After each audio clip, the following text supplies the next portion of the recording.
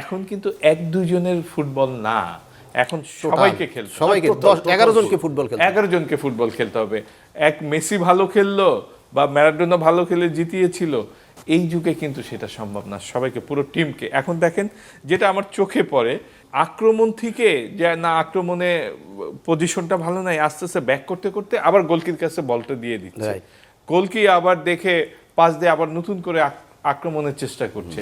খেলার সিস্টেমটা ধরনটা একটু চেঞ্জ ভাই দেখেন ঠিক কি না? হ্যাঁ ঠিক, কালকে দেখেন স্পেনের 8টা প্লেয়ার বার্সায় খেলতেছে। দেখেন আমি মনে করছি যেভাবে হোক ওরা যেভাবে হোক গোল বের করবেই।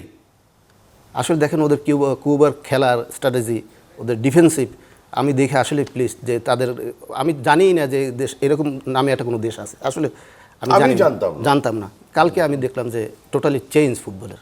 তো দেখা যাক, আমরা চাই স্পেন সামনে আসুক, আমরা চাই ওরা ফাইনাল পর্যায়ে আসুক, আমরাও চাই যে তারা আসুক। কিন্তু আমার কাছে একটা চরম সত্য কথা আছে, এটা আমার পয়েন্ট অফ ভিউতে। আমার মনে হয় আমার এই পয়েন্ট অফ ভিউটা প্রায় 90% মানুষের কাছে যাবে।